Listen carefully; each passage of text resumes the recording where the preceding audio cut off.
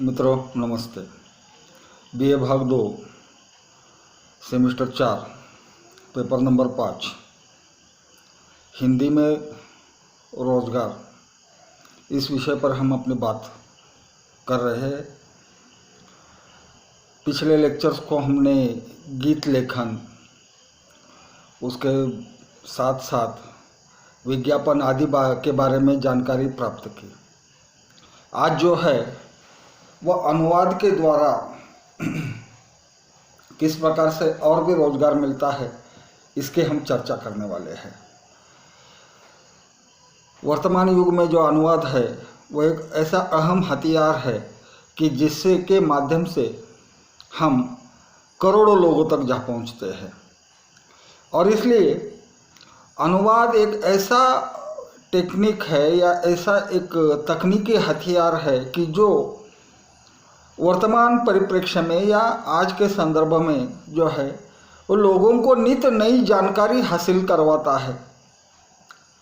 लोग उस जगह पे नहीं जाते या उस राज्य में नहीं जाते या उस विदेश में नहीं जाते, लेकिन वहाँ की जानकारी जो है वो अनुवाद के द्वारा जो है वो हम तक पहुँचती है।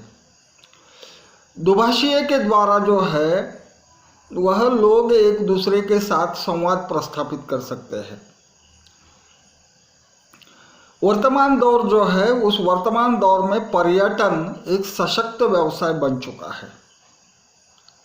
हम सभी जानते हैं कि हमारे देश को देखने के लिए विदेश से लाखों लोग प्रतिवर्ष भारत आते हैं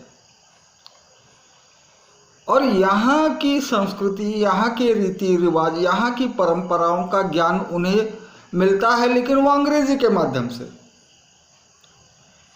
भले ही आज हिंदी, हमारी हिंदी ये विश्व हिंदी बन चुकी है, लेकिन फिर भी यह निर्विवाद रूप से कहना चाहिए कि आज भी दुनिया की सबसे बड़ी भाषा जो है वह अंग्रेजी ही है इस संदर्भ में।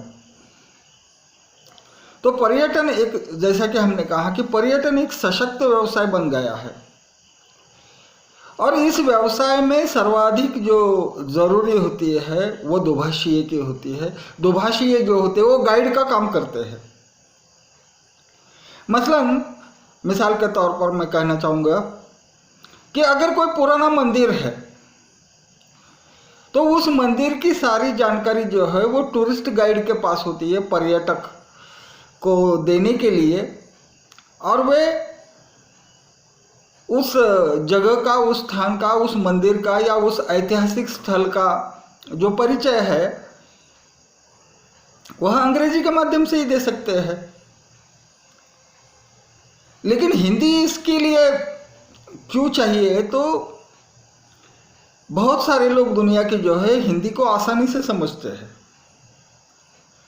एशिया के कई राष्ट्र ऐसे हैं कि जहां हिंदी रोजमर्रा के जीवन में प्रयुक्त होती है।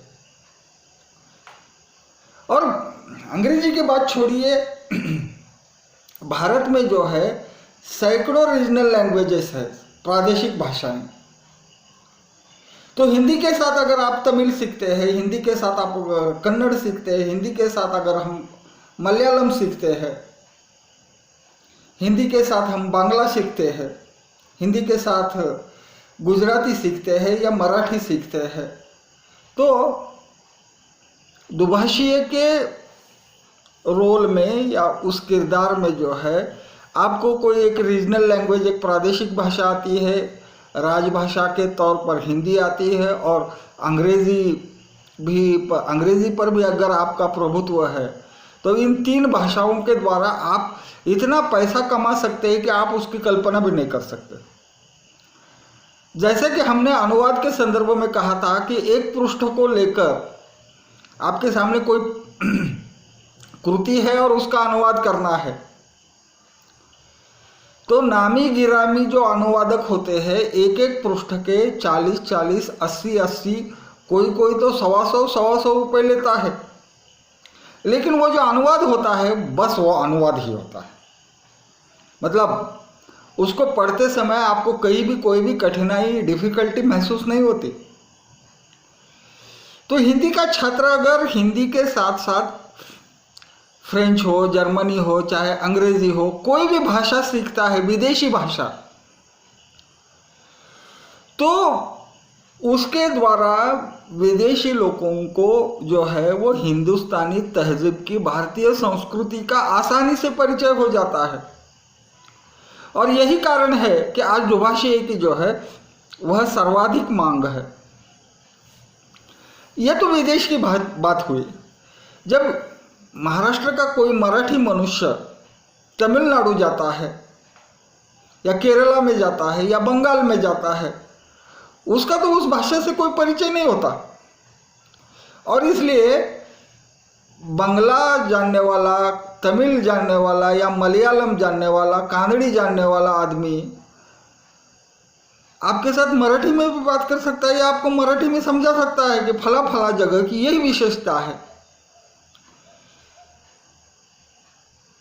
तो जब भारतीय लोग पर्यटन के लिए बाहर निकलते हैं तो प्रादेशिक भाषा और हिंदी, इनका एक संगम होता है, और वह संगम ज्ञान वृद्धि के लिए जो है वह प्रयुक्त हो सकता है। इतना ही नहीं, केवल जानकारी देना ही इसका दुभाषी का कार्य नहीं है। कोई विदेशी आदमी हिंदुस्तान में चला आता है, किसी सेमिनार, कॉन्फ्रेंस या कोई राजनयिक बैठक होने वाली है, तो उस समय वह दुभाषिया उस विदेशी व्यक्ति को भारतीयों का या भारत का क्या कहना है इस पर भी बात कर सकता है। और भारत और विदेश, इन दोनों के बीच अगर कोई सेतु बनाना है, कोई पुल बनाना है, तो इसके लिए यह दुभाषी जो है वो बहुत ही बड़ा किरदार या रोल जो है वो अदा कर सकते हैं। विदेशी लोगों के पास जो धन होता है, जिसकी भारतीय रुपयों में अगर हम एक डॉलर का ही उदाहरण देना चाहेंगे कि $1 के बराबर में, जहाँ तक अपनी जानकारी है, 60 रुपये के आसपास या उससे थोड़ा ज़्यादा धन मिलता है। तो विदेशी लोगों से जो धन मिलता है, वह धन जब भारतीय करेंसी में बदल जाता है तो इतने पैसे मिलते हैं कि जिसकी आप कल्पना भी नहीं कर सकते।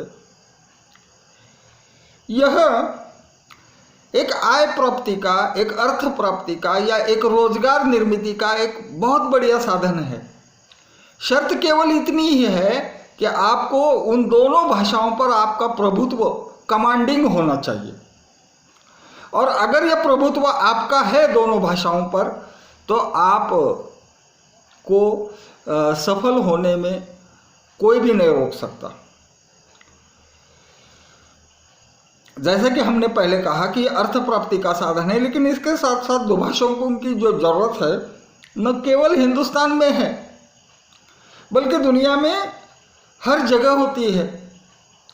भारत का आदमी कोई विदेश में चला जाता है तो वहाँ उसे हिंदी, मान लीजिए वो फ्रांस चला गया, तो वहाँ फ्रेंच लैंग्वेज उनकी मूल लैंग्वेज है, लेकिन जब भारतीय आते हैं तो वे ये सोचते हैं कि इनको हिंदी आती ही होगी।